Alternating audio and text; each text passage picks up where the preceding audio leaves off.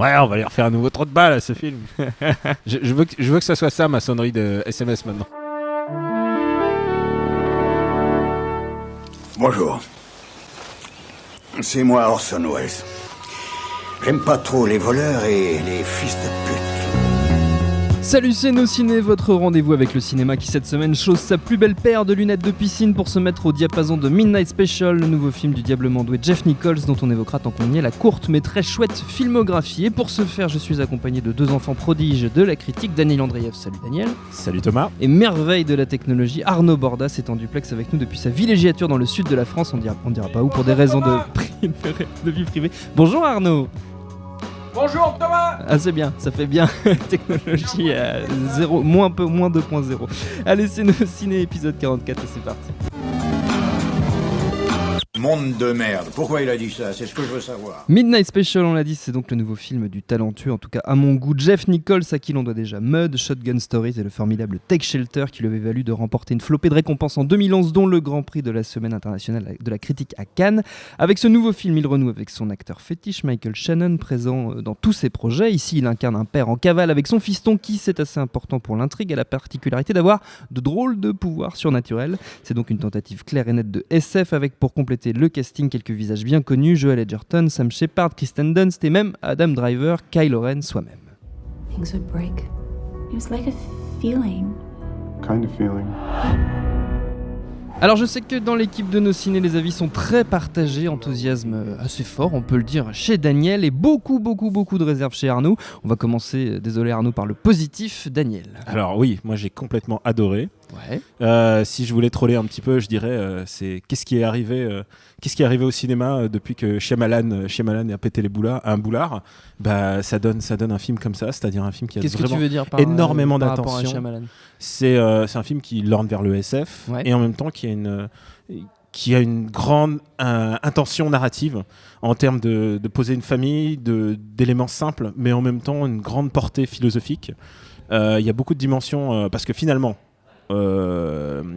Midnight Special,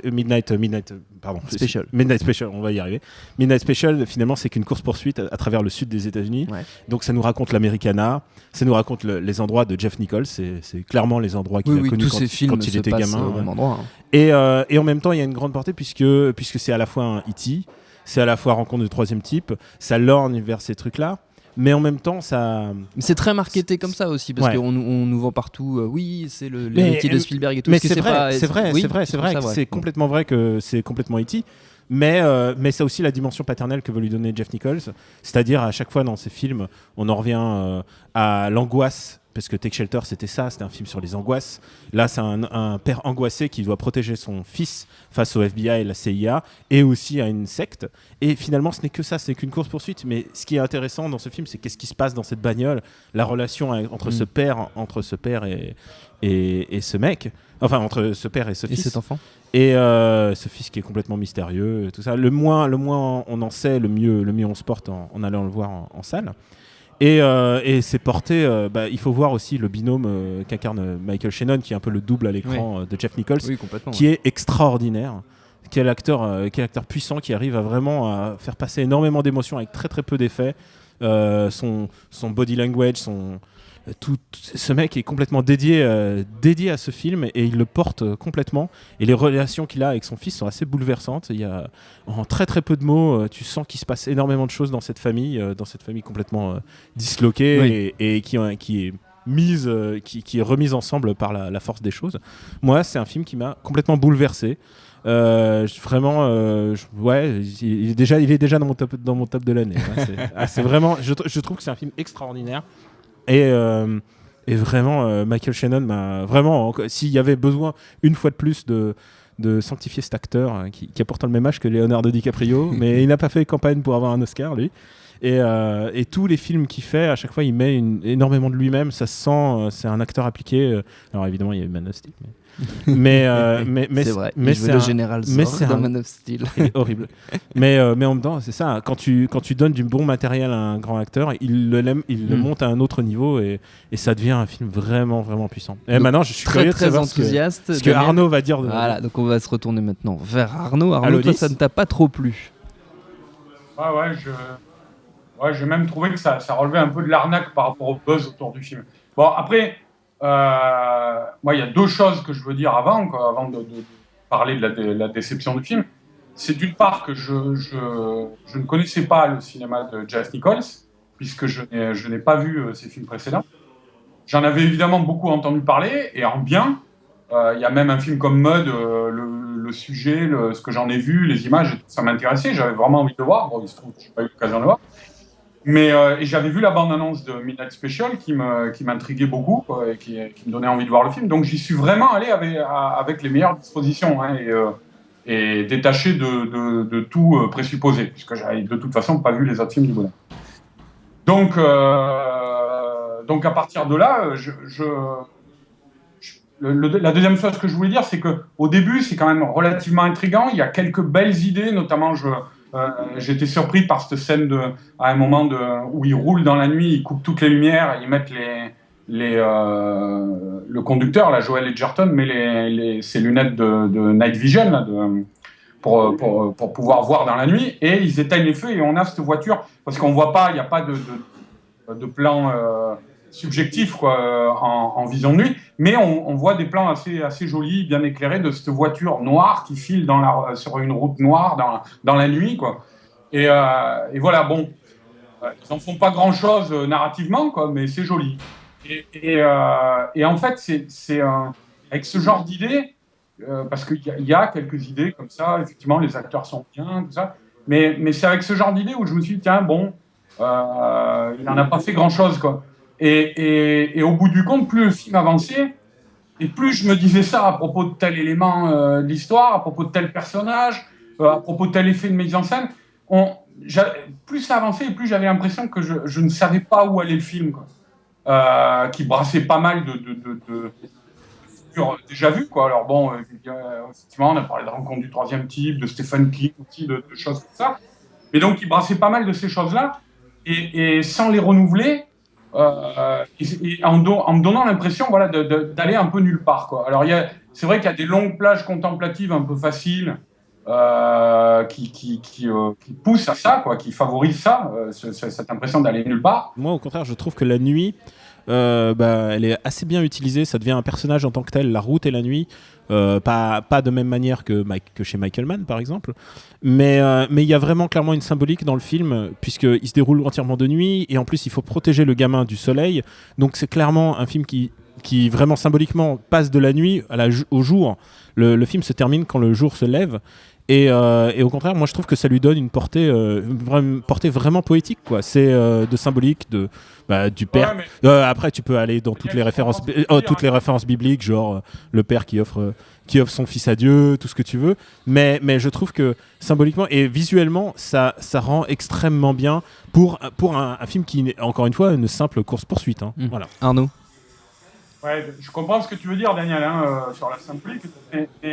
Et à la limite, je pourrais être d'accord, toi, quoi. Mais je dis je pourrais au conditionnel parce que la symbolique, c'est au bon vouloir du spectateur, quoi, toi, quoi.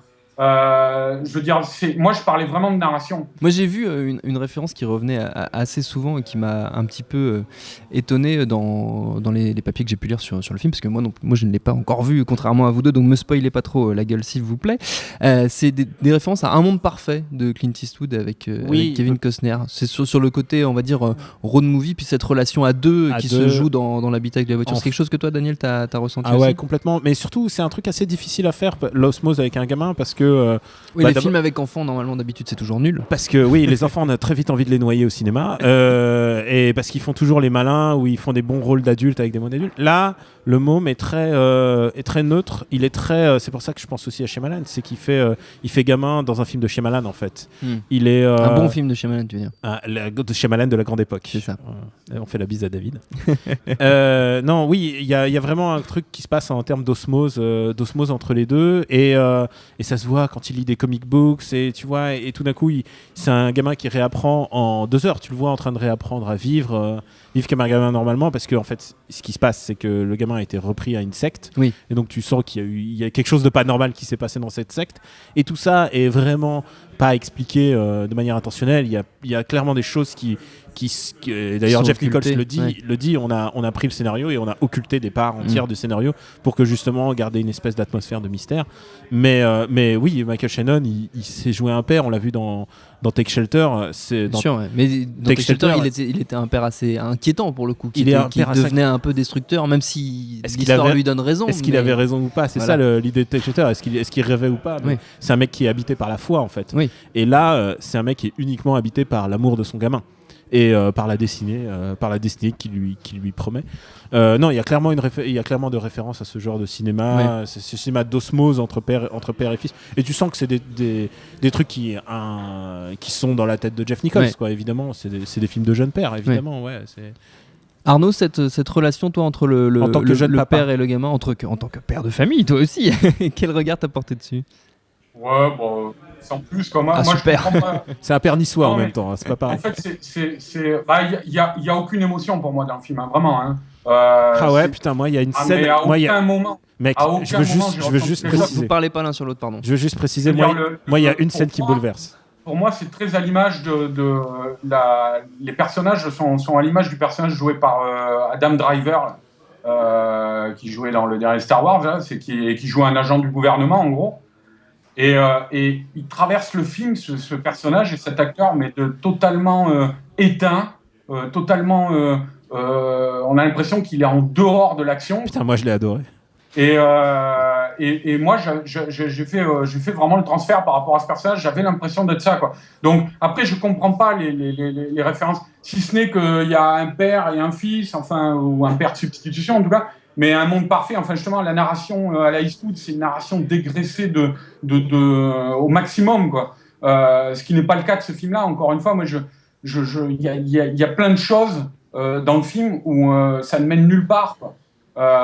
Et des personnages comme le gars chez qui il s'arrête et que Michael Shannon surprend en pleine nuit au-dessus de son garçon en train pas de spoiler.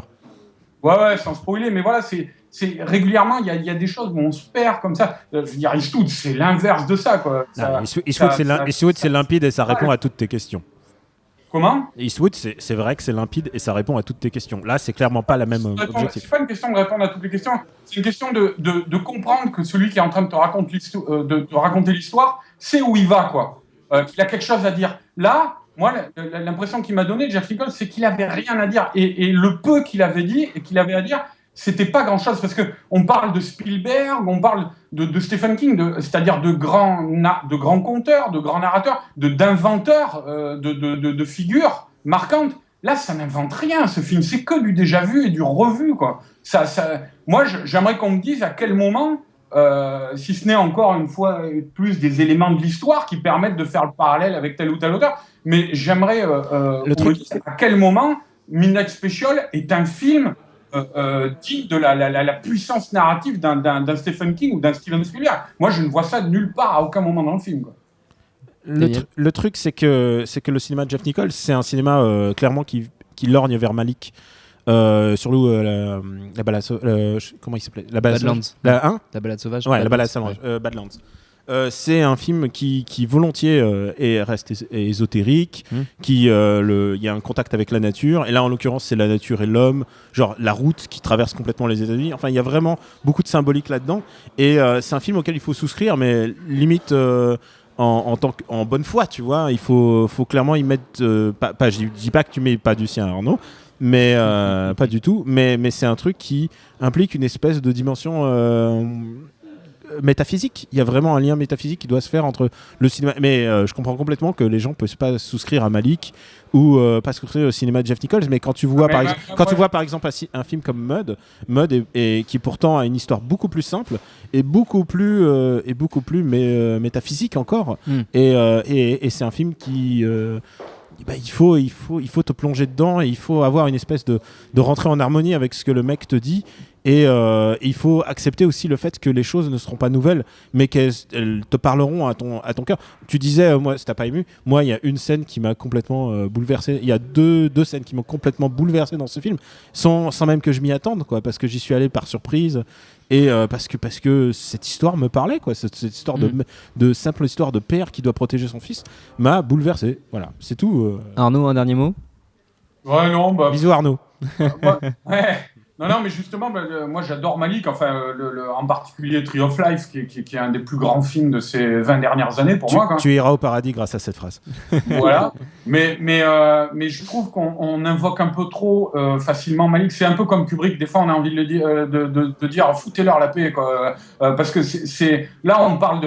Je veux dire, c'est pas parce qu'il y a des scènes. Alors on prend un road movie avec des scènes contemplatives que tout de suite ça fait Malik. Je veux dire, sur le dernier Inaritu aussi, voilà. Alors il y a un rapport à la nature avec des personnages qui regardent la nature. C'est méchant de mettre Inaritu tout de suite. S'épanouir devant eux, tout ça. Alors tout de suite on fait le parallèle avec Malik. Bon, après, c'est le même directeur photo aussi, ça aide aussi à ce qu'on fasse le parallèle. Ouais, forcément, voilà. Mais le truc aussi, c'est que Malik, par exemple, tout à l'heure, je parlais d'inventeur de figures et de formes. Je veux dire, la manière dont il raconte Tree of Life, par exemple, ça n'a strictement rien à voir avec ce qu'on avait vu précédemment. Ne serait-ce que dans le montage, il y a une sorte de montage cubiste, des trucs comme ça. Ça, il n'y a rien de ça. Non, mais c'est pas du tout le même film. Jeff Nichols, c'est très plan-plan. Je disais tout à l'heure, il y a quelques idées de plan de temps en temps, mais c'est des idées un peu culturelles, voilà. Mais ça n'est pas un inventeur de forme. Ça n'est pas quelqu'un qui travaille le langage cinématographique. Je te conseille vraiment de regarder Take Shelter et Mud. Alors justement, puisque... Je regarderai, je ferai l'effort, mais c'est vrai que là, ça ne va pas... Pour l'instant, t'es pas convaincu. Mais justement, puisqu'on en est au conseil, juste avant de se quitter, on va prendre un instant pour les recommandations d'usage, si possible, autour de l'univers de Nichols. Mais c'est pas obligé. Alors Arnaud, pour commencer. Alors, moi, je recommanderais tout simplement, puisque c'est vrai que le film a été beaucoup comparé à Stephen King, mais un beau roman, un très beau roman de Stephen King, qui est peut-être pas le plus connu, mais qui s'appelle Charlie. C'était Firestarter en anglais. Tout à fait. Donc le bouquin, pas le film pourri qui a été fait au milieu des années 80 avec Martin Sheen et George C. Scott. Et le bouquin, donc, il raconte la fuite d'une gamine de 8-10 ans aussi, là, qui est douée de pouvoir de pyrokinésie, je crois. C'est-à-dire elle peut mettre le feu à n'importe quoi. Tout ce qu'elle veut. Et donc ça raconte sa fuite sur les routes américaines avec son père qui est là pour la protéger. Et avec des agents du gouvernement à leur trousse, dont notamment une figure d'agent du gouvernement, un Indien qui est un personnage, Stephen King s'appelle Rain Bird, c'est un personnage très mythologique, menaçant, tout ça. Et donc voilà, alors pour le coup, c'est un roman évidemment gorgé d'émotions. Et voilà, sur un thème, je pense que c'est pour ça qu'on a comparé Midnight Special à Stephen King, et donc sur un thème très similaire, avec un schéma d'histoire très proche. Moi, c'est l'exact amer Midnight Special, c'est-à-dire c'est l'émotion, c'est l'imagination, c'est une très belle histoire, et que voilà, ceux qui l'ont pas lu, je conseille de lire ça plutôt que d'aller voir le film de Jeff Nichols. Daniel. Alors moi, ça sera pas Stephen King, ma recommandation. Et ça sera même pas un truc de Jeff Nichols, puisque je savais qu'on allait parler de tout Jeff Nichols. Alors du coup, je vais rester sur un film de genre. Sais-tu que le mois prochain sort Ip Man 3 avec Donnie Yen, le plus grande star de films actuel de films d'arts martiaux. Ça sera probablement son dernier grand film d'arts martiaux, puisque maintenant il commence à être trop vieux. C'est un biopic sur la vie de Ip Man, le maître de Bruce Lee. Et alors, c'est pas aussi génial que le 1, c'est pas aussi limpide que le 2, c'est le plus crépusculaire, puisqu'en fait, à ce moment-là, la femme d'Ip Man est en train de mourir.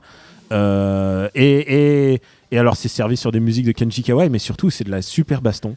C'est vraiment Donnie Yen au sommet de son art. Et il y a une telle maîtrise dans l'art martial de Donnie Yen, c'est extrêmement impressionnant. Et en plus, ce qui est intéressant dans Ip Man, c'est que c'est un maître d'arts martiaux, mais qui est aussi non-violent. Il aspire à la non-violence. Donc, toutes les bastons sont axées sur le fait qu'il doit mettre KO l'adversaire, mais pas l'amputer. C'est pas de la violence, c'est pas de la violence sanguinaire. C'est vraiment une violence très très intelligente. Et en guest, il y a Mike Tyson qui fait le boss de milieu de niveau. Il y a un combat contre Mike Tyson et le but du film, c'est quand même de Wilson Whip. C'est quand même de rendre cohérent une baston entre 3 minutes de baston entre Donnie Yen et Mike Tyson. C'est génial. C'est du ciné.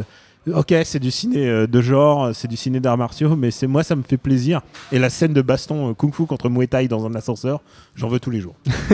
Donc c'est Ip Man 3, on l'a C'est dit, Ip ça Man sort 3, ça sort en direct. Alors pourquoi j'en parle ? Ça sort en direct DVD et VOD SVOD, ouais. en 27 avril, je crois. D'accord, très bien. Et bah c'est noté. Voilà, nos ciné, c'est fini. Merci à vous deux, merci à Jules, à la technique et autant que pour l'accueil. On se retrouve dans une semaine. Bisous Arnaud pour une émission de haut vol puisqu'il y sera question de Batman versus Superman, l'aube de la justice. Alors on l'a pas encore vu, mais il nous fait très très peur. On verra si nos craintes sont fondées ou pas. D'ici là, rendez-vous sur le web où vous attendent toutes nos anciennes émissions sur Jodorowsky's Dune, sur The London 2, sur The Revenant, sur les Oscars, sur Ave César et sur bien d'autres films, notamment sur Mad Max. C'est bizarre. Laissez-nous des petits messages, on les lit tous, on adore ça, même que des fois on répond. D'ici là, on vous dit à la semaine prochaine. Salut à tous, c'est Jean Z. No Game, le podcast jeux vidéo, c'est tous les mercredis sur iTunes, SoundCloud, Deezer, YouTube, Facebook et Twitter. À la semaine prochaine.